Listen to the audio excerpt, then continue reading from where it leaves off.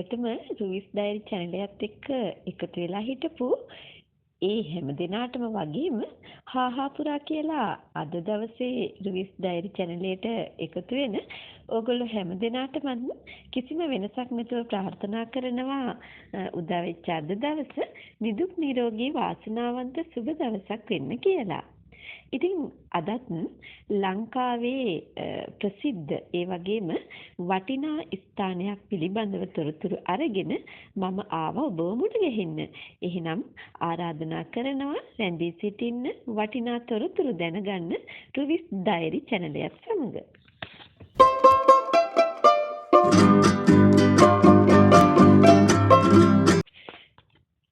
thumbnail එක දැක්ක ගමන් කුමන ස්ථානයක් ගැනද මම කතා කරන්න යන්නේ කියලා ඔබේ හිතට අදහසක් එන්නේ නැති.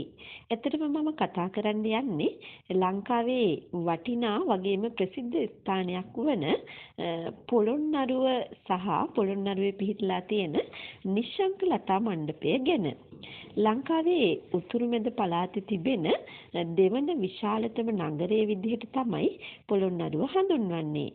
පොළොන්නරුව පුලතිසිපුර කියන නමිනුත් හඳුන්වනවා. ඉතින් පොළොන්නරුව නගරයේ තියෙන ඓතිහාසික නිර්මාණ අතරින් සුවිශේෂී ස්ථානයක් හිමිවනවා මෙන්න මේ නිශ්ශංක ලතා මණ්ඩපයට.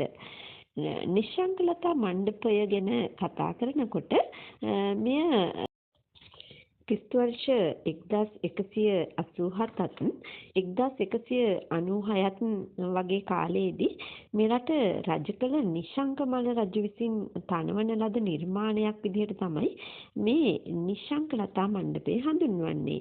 ඉතින් ඒ නිසාම මේ නිශ්ශංකමල්ල රජතුමාගේ නම මෙම මණ්ඩපයට ලැබිලා තියෙනවා.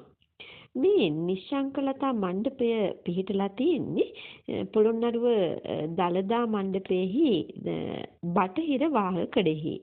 මෙය ස්ථානය නිශ්ශංකමල්ල රජු විසින් පිරිත් ශ්‍රවණය කිරීම සඳහා යොදාගත් ස්ථානයේ විදිහට මේ ස්ථානයේ තිබී හමු වූ ශිලා ලේඛනයක සඳහන් වෙලා තියෙනවා.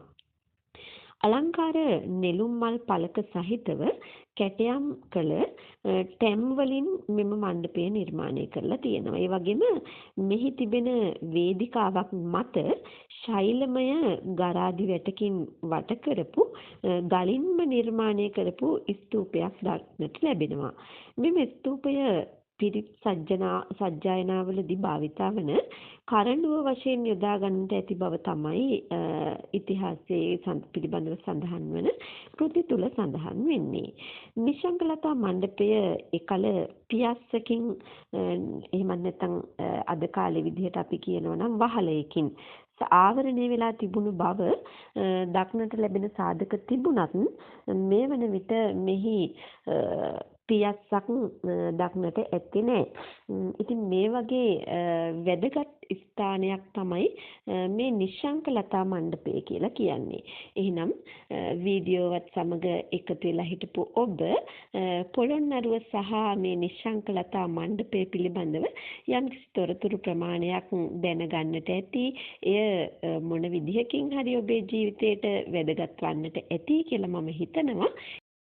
ඉතින් මේ නිශ්ශංක ලතා මණ්ඩපය වගේම තවත් ඓතිහාසික වටිනාකමින් යුක්ත ස්ථාන කීපයක්ම පොළොන්නරුවට පැමිණෙන නරඹන්නන්ට දැක බලා ගැනීමේ හැකියාව තියෙනවා. ඉතින් ඒ නිසාම අද වන විට දේශීය වගේම විදේශීය සංචාරකයින්ගේ තෝතැන්නක් බවට පත් වෙලා තියෙනවා පොළොන්නරුව නගරය. ඉතින් ආරාධනා කරනවා ඔබටත් පොළොන්නරුව නගරයට පැමිණියොත් මේ වගේ ඓතිහාසික ස්ථාන මේ වගේ වැදගත් තොරතුරු ඔබට දැක බලා ගැනීමට හැකියාව තියෙනවා කියලා.